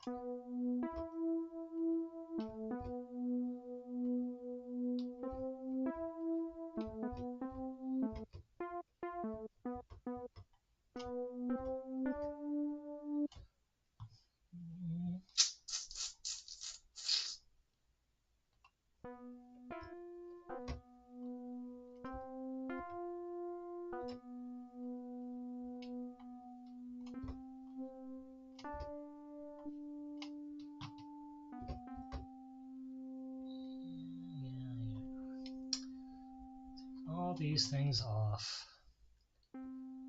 So I'm just trying different things here to see if we can make this more interesting, this part of the sound.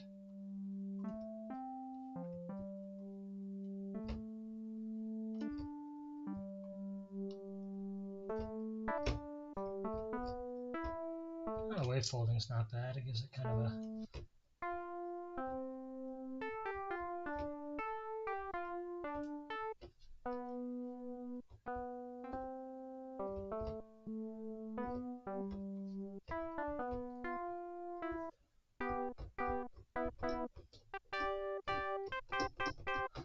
and right now it sounds all janky because I turned off one of the engines, a good one.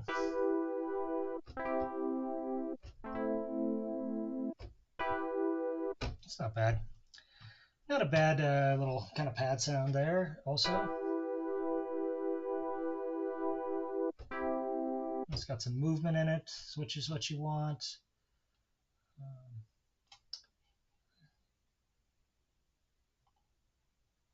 Table 2 position, table 1 position, table 2 position. Okay.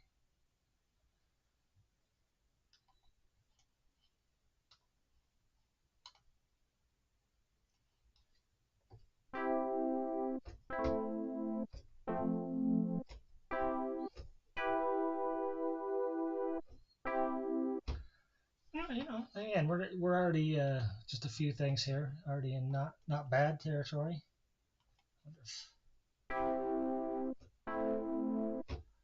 Distortion's not bad. If they just have like just turn the drive down quite a bit. Yeah, that's better. With a little, maybe a little saturation, basically. Let's see if we can.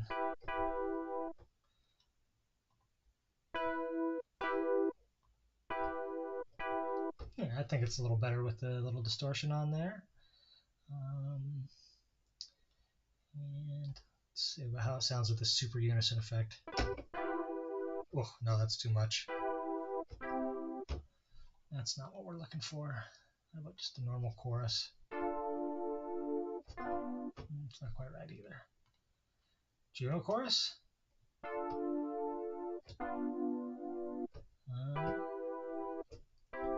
Juno chorus does sound good on just about everything.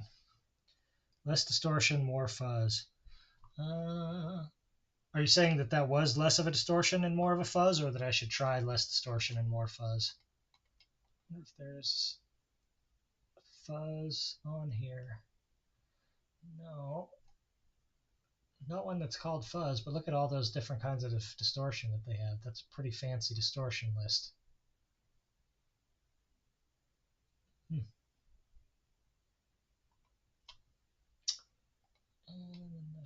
pressure. I don't know if you have an opinion about which of those overdrive, exponential, soft clip, distortion, hard clip, tape, germanium, asymmetrical, wiggle, wavefold, or dual fold, stairs, howl, core, push, or climb might be more of a fuzz effect. I'm open to hearing it. Overdrive, maybe? I mean, I know overdrive is not fuzz, but maybe this germanium effect, is that a fuzz effect? Well, that's more like a fuzz.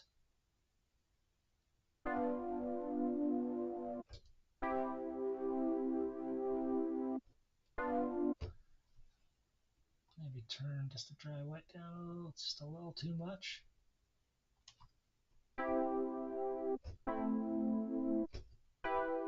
We kind of ended up in the electric piano territory here.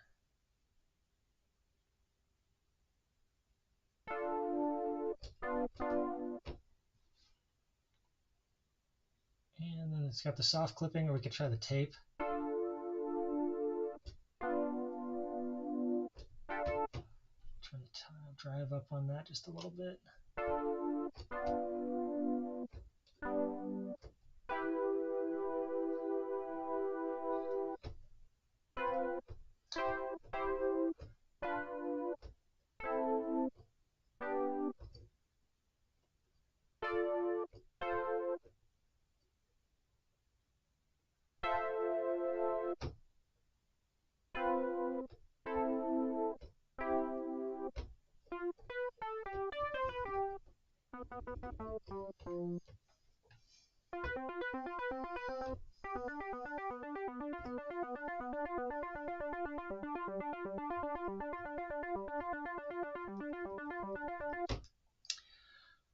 I don't know. Seems alright. I think I actually like the germanium. Oops, turn that ARP off.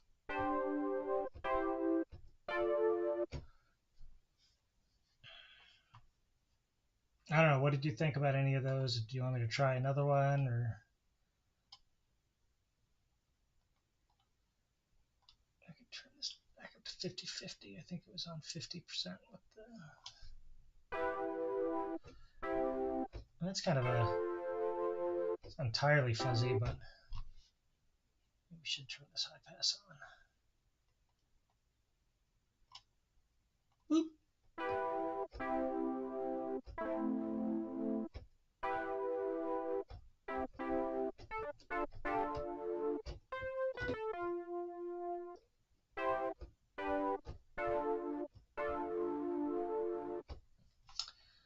And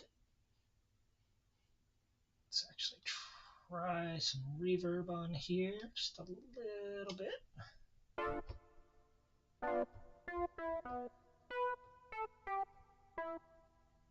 It's too much.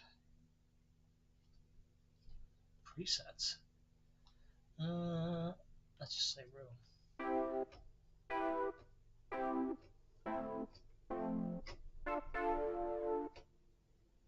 Yeah, I agree. I think the germanium one here is the most interesting.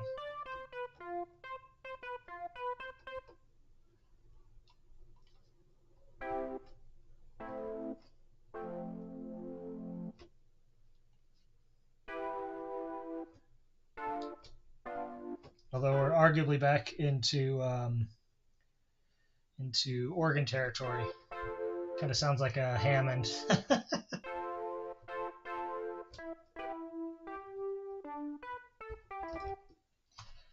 Guess we can soften the attack a little bit.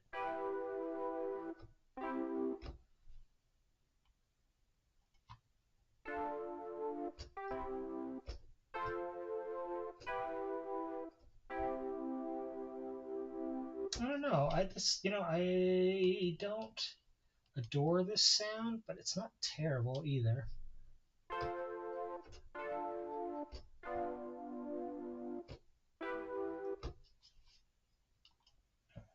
Go ahead and save this as E pad, because it's kind of like keypad distorted. How's that? Because it's kind of like an electric piano, kind of like an organ. Put that in keys. Classic synth keys. How's that sound? Sure. Sure. It is distorted. Dirty. Yep. It's distorted an option here. No, these are the genres. It's funny. I don't really think of synth sounds as belonging to certain genres. I mean, I know there are certain synth sounds that are.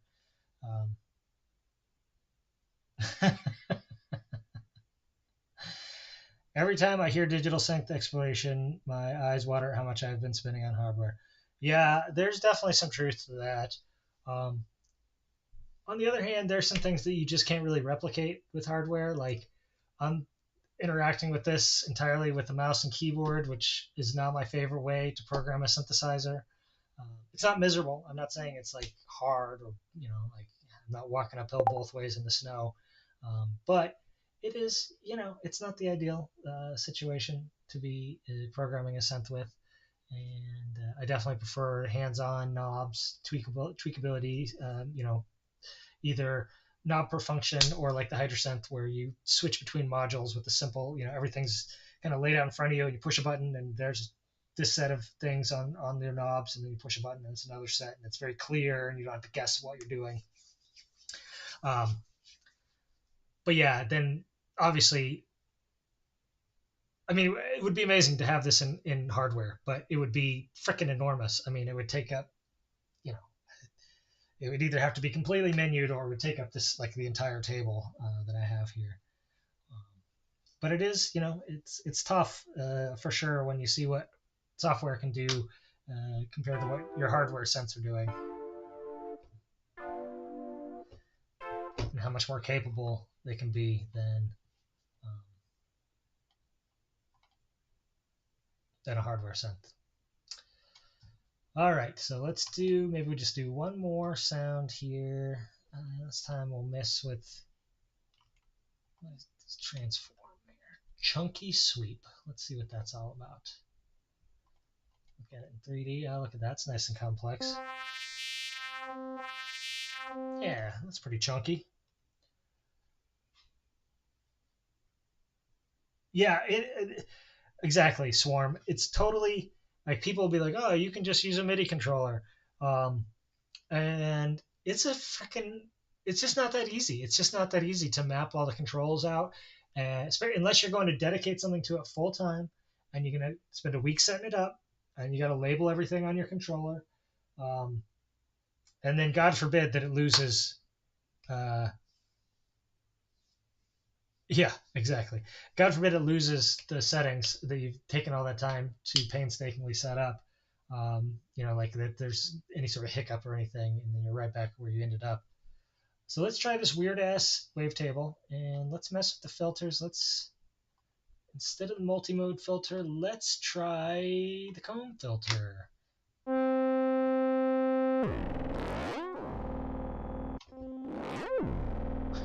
Comb filters are so wild.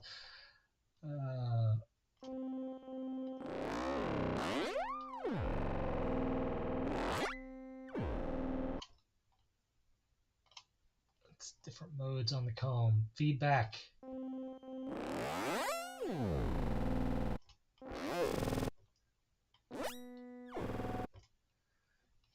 so let's use this envelope.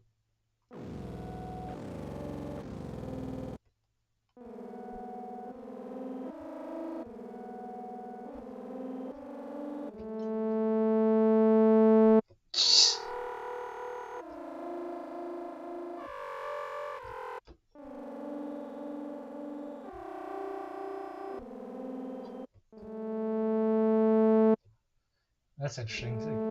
Some of these keys, like this one, feeds back in a way that it a notch with modulation. Love it. I will. That sounds fun. Let's do that. Multi-mode. I am a big fan of notch filters. Actually, let's even try the 24 dB.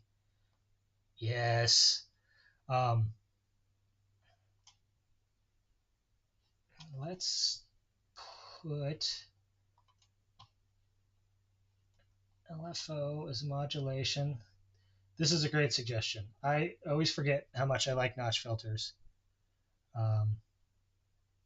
Yeah, right. Yeah, I know comb filters like I used to have a Chord Prophecy, and one of its filter generator oscillator types was a comb filtered noise, where you could like use a comb over noise, and you just like use the comb to literally spit out all the frequency bands um, that that you want out of the noise, so you could get like anything, a sawtooth out of noise or whatever.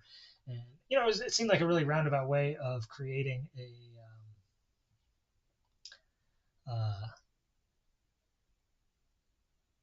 sawtooth wave or whatever. But it was definitely, it did have a little bit of its own character, and it was, sometimes it's interesting to do things in a weird way.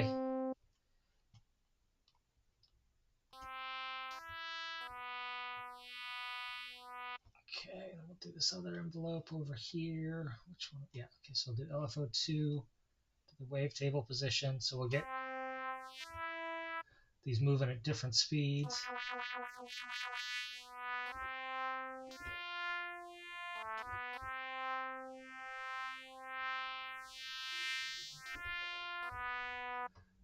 This one moving, maybe this will be... That's too fast. What's this one?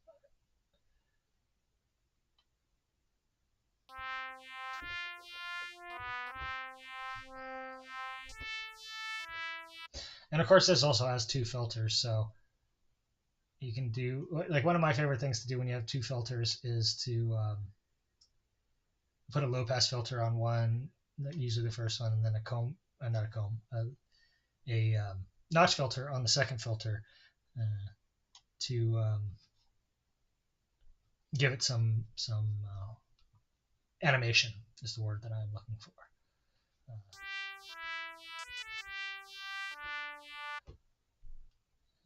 Maybe that's too much.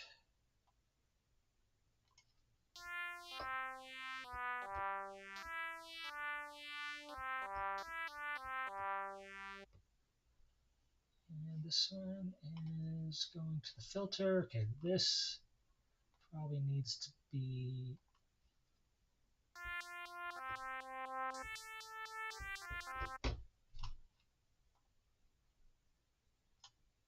If we just make it free running.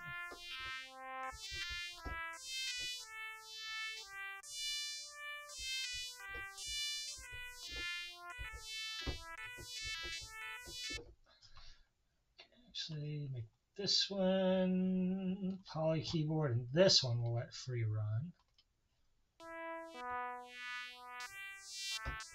I think I actually like the predictability of where the filter is, and maybe we'll just add just a little bit of unpredictability to the filter with the sample and hold, and put that on the cutoff.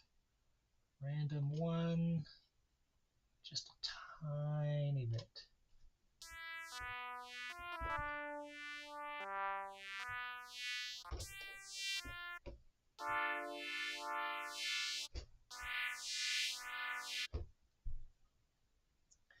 Yeah, it does have a little SID thing going on, doesn't it?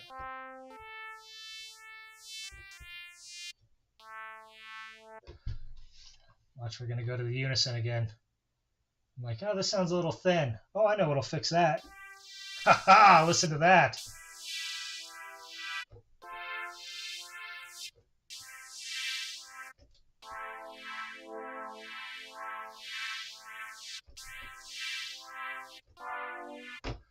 It's pretty nice.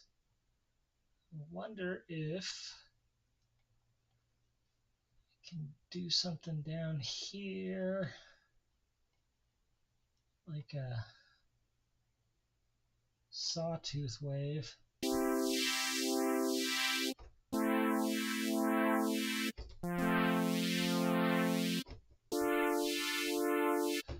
Clip him just a little bit here. the filter down a little.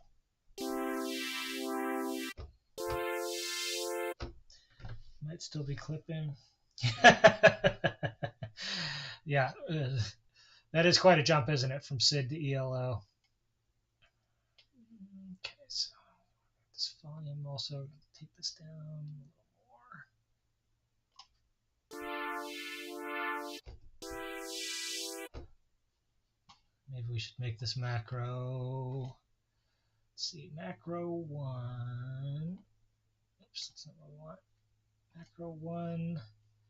We will make that turn down the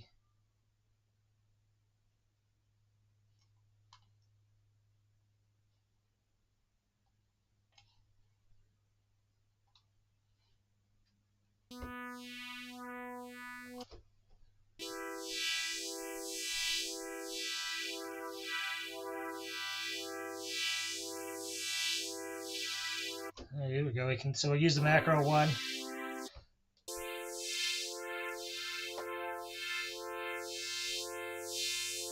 Turn down the unison.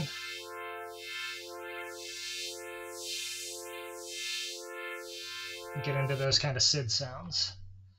I wonder if we can also, because I'm thinking that maybe we'll get even more.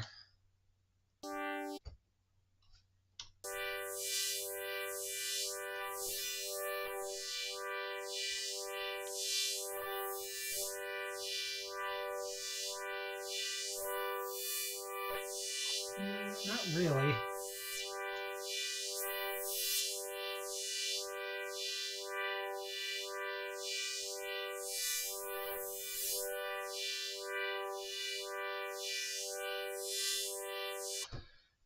I'm looking for basically something that'll make it kind of more skronky, more city, if you will, as you turn up this macro,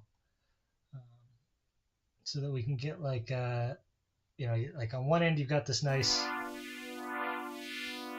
LFO sound, and then on the other end you get something that's kind of like, gritty and skronky and mean.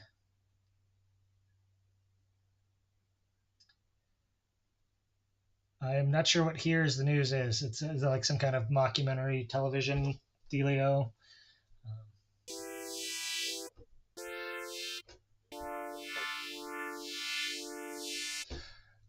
What else we can do is use Aftertouch, which this synth doesn't actually have or this keyboard doesn't actually have Aftertouch. But, actually, let's see. We would want to LFO filter 1 cutoff sidechain by Aftertouch. No, that'll turn it on. Let's see. Oh yeah, that's what we want. That's what we want. We want it to go negative. So I don't actually have an Aftertouch capable keyboard plugged into this, so it's maybe foolish of me to do this. Actually, you know what? Let's do it by mod wheel instead then.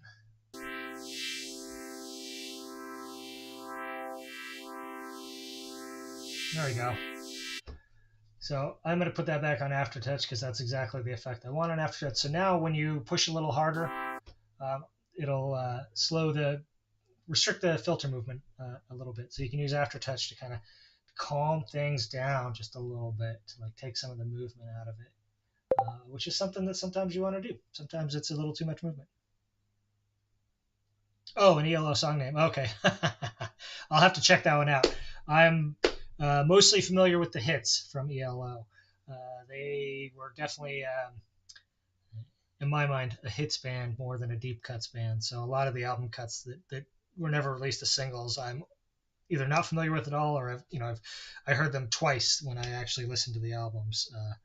But for most of their stuff, the stuff that I really know well, is a hit, and maybe that is one of the hits, and I just don't remember the name off the top of my head.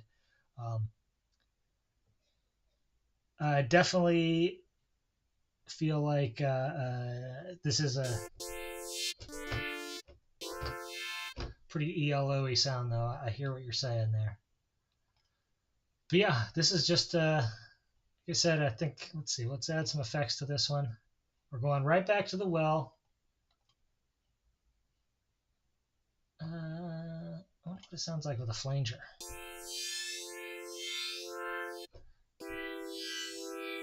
Well, that's definitely not LFO. We'll do the second macro to turn this off. You can turn the flanger off with the macro.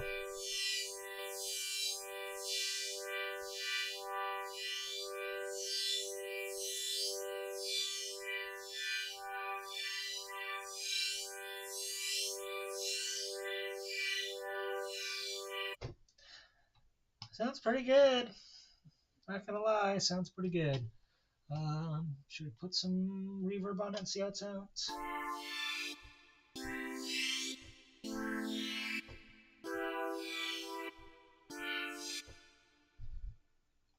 Sounds pretty good.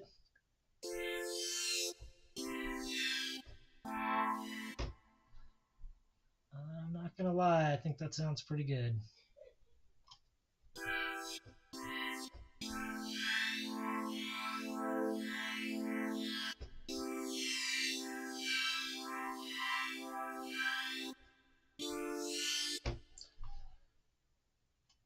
And you know what? I'm gonna call that one ELO Swirl, because it is kind of ELO-esque. Ether Diver will call this one. That's definitely a key sound. I don't know why I keep saying they're all keys, right? They're all good dogs, Brent. This, we could say this is a not classic call. Pop. There we go. Pop rock. Right, classic synth sound. It's deep.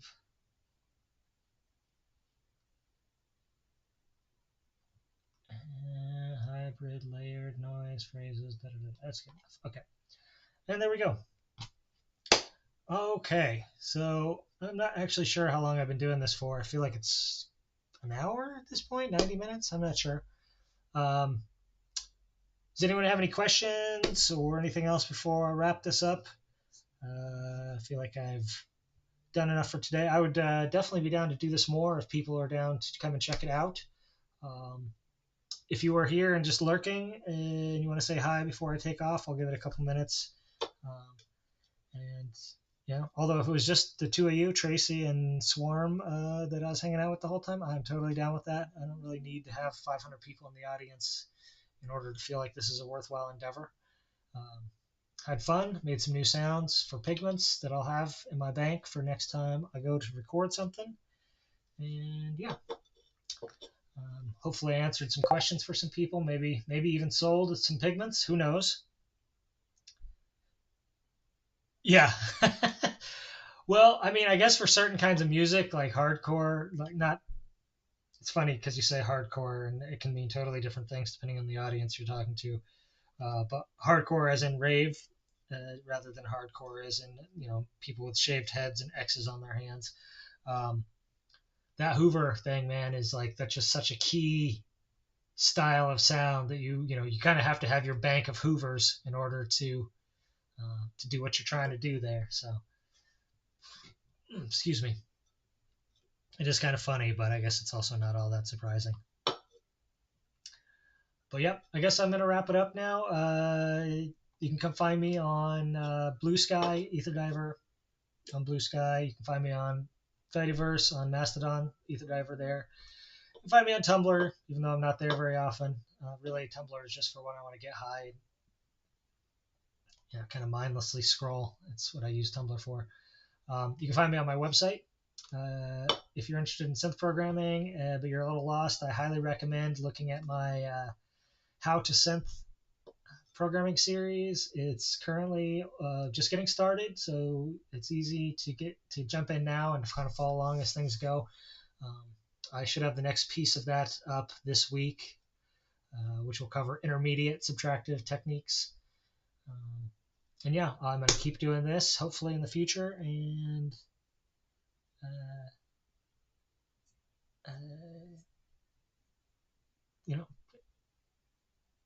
hang out with y'all and have some good times making some synth sounds. Um, I would also like to do the same for the Hydrosynth at some point if I can figure out the logistics of that are a little more complex because I got to point a camera at it and then maybe also one in my head and then also get the audio in and just a few more moving pieces. Um, uh, hey, thank you for saying that, Swarm. I really appreciate the appreciation. Do you know what I mean? With that OPM stuff is it takes a lot of time every week, and there are definitely weeks when I feel like it is a horrible burden that I've saddled myself with. But mostly, I'm very glad to do it, and I really appreciate the opportunity for myself to discover a lot of new music. So hearing that someone is getting something out of it really helps a lot. Really means something. I don't make much money off of it, certainly. So, like, it doesn't even pay for itself. So, the fact that people are appreciating it and hopefully finding things that they like to listen to, that means a lot. It's definitely helpful. Yeah, next time I do this, I'll actually announce it on Blue Sky as well instead of just on Fetty, um, so that I can get, maybe we can get a few more people checking it out. And again, I'm not really, I don't care if it's one person in the audience or 50 or even zero. It's good practice for me to talk about what I'm doing and kind of come up with sounds on the fly. Um, and hopefully, if people do want to watch, they'll see how easy it is to kind of come up with some cool sounds when you have a cool synthesizer and learn that they don't just have to do presets. Nothing wrong with presets. I use presets myself, mostly for layering, admittedly. Like I tend to make my own sounds for, uh, my initial pass in my writing. And then when I'm in the sort of production and layering phases, then I'll kind of dig through presets and be like, oh, this would sound pretty good layered underneath this other pad that I did and stuff like that. But okay, for reals, I'm going to be done now. I want to thank you, both of you, and anyone else that was hanging out in chat. Even if you didn't say a word, I want to thank you for coming and hanging out. And I hope to see you both again and or other people again. I actually really had a good time, and I hope you all got something out of it. And I will see you soon.